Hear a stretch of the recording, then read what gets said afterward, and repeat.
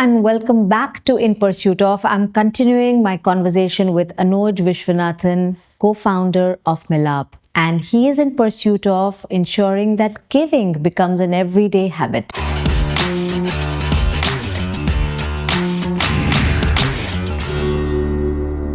So Anoj, tell me what kind of people give and what you might have some insight on the giving pattern in India. Sure.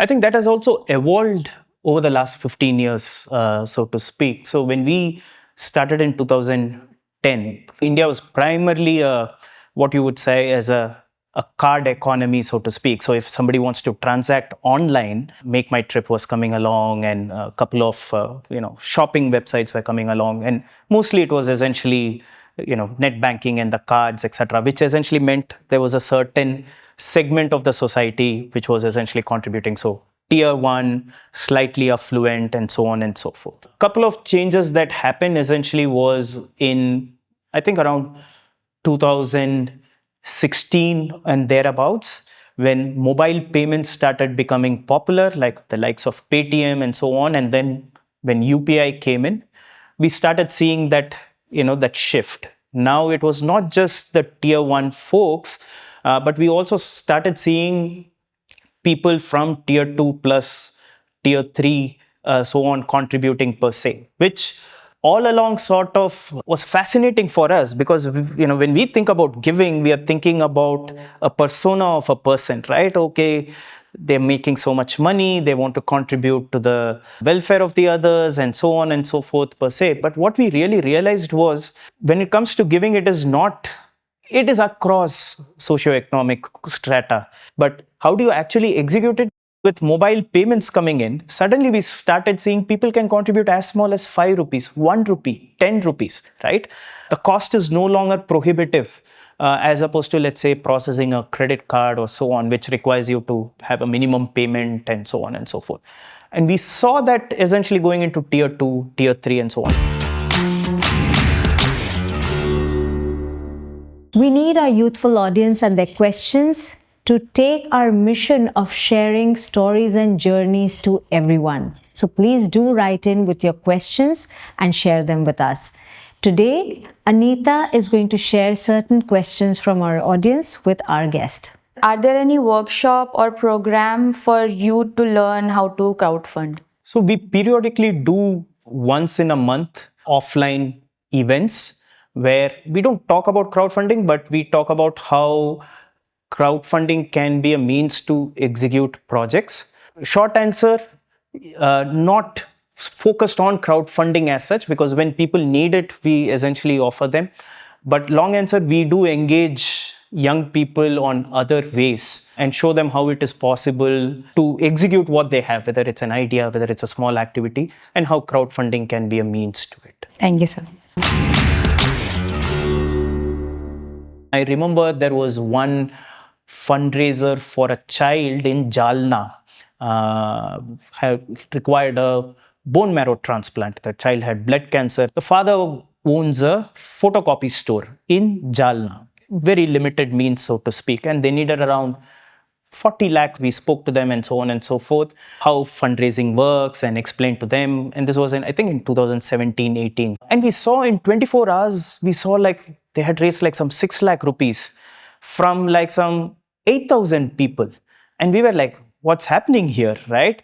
And we had a conversation with them, and he said, hey, you know what? I saw on that fundraiser page, you had put my story and my son's story, etc. I also saw that you had put that QR code where people could contribute using Paytm or UPI. So all I did was to print your web page that you had created for me and photocopied it, and I had sent it along with the newspaper. My goodness. The local newspaper person who delivers it offered to essentially put it up. And the local shops started to put it up. In the Friday prayers, they essentially put it up and they made this announcement. At the end of it, they actually raised. Of course, they also raised via other means because word got out and people started to contribute. But if you look at it, the average contribution size was like what? Less than, they raised around 20 lakhs. Eventually, they had like some 35,000 people contributing. So you're talking about 60 rupees is the average contribution per person, Goodness. Right? And that's what actually makes you believe that, hey, giving is not for somebody to have reached a certain stage in life and then think about. It is ingrained in our society. It is an everyday habit. How do you make that intent into an actual execution is what, platforms like us should be thinking about, right? So today, if you were to see in terms of volumes per se, in terms of amount per se, around 30% comes from outside India, diaspora. Around 40 to 45% comes from what you would call as the top 10 cities.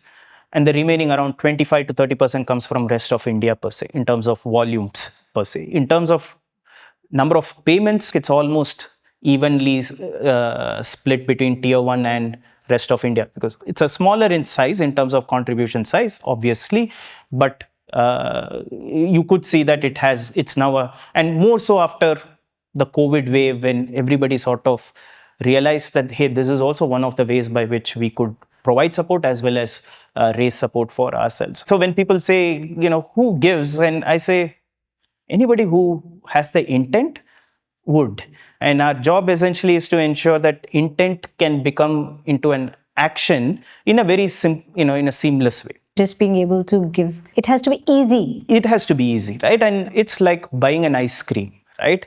They see something, they want to go and they want to do it, right? The goal essentially is to sort of make it as easy, right? Because it's not something that people would come back if you make it harder, if you put a lot of friction in the process. But when you remove those, balancing the trust and the compliance, you would probably see that it is possible across the spectrum. Coming back to people and how they donate, how can citizens make this change? What I would essentially focus on is, as a society, we have to move from a scarcity mindset to a mindset of abundance. I'm a millennial. My father was from the boomer generation, and now we have Gen Z, and my daughter is in Gen Alpha. My father's generation taught everything from a scarcity mindset because that's when he grew up, right? Whatever you have, think for yourself, think for the family before you think for others. And that made sense in that generation, so to speak. I grew up in the 90s and the 2000s, a sort of a transformation per se, where things were limited to sort of opening up and abundance and so on. But even from a mindset perspective, right, there's still that scarcity. I would give to this, I would give to that. This is my percentage. We are always thinking about suspicion, and that comes from what I call as a low trust society. But low trust society and scarcity mindset sort of go hand in hand, right? We're always trying to sort of see what is the ROI. How do you move from a mindset of scarcity to abundance, right? And then I read this report from Charity AIDS Foundation. They do what is called as the World Giving Index, where they measure countries based on 3 factors, which is how much do they donate to strangers, how much have they volunteered their time, and how much do they sort of donate or contribute to support their loved ones. It's like an index of sorts. And I was thinking probably some country in the West or Scandinavia would probably be on the top, because, and so on. The country that has topped this list for the last 7 years is Indonesia. Seriously? Right. And the third country in that list is Liberia, right? It's an African country per se. India is at I think 57th or whatever per se. That made me intrigued, right? As to how is this possible?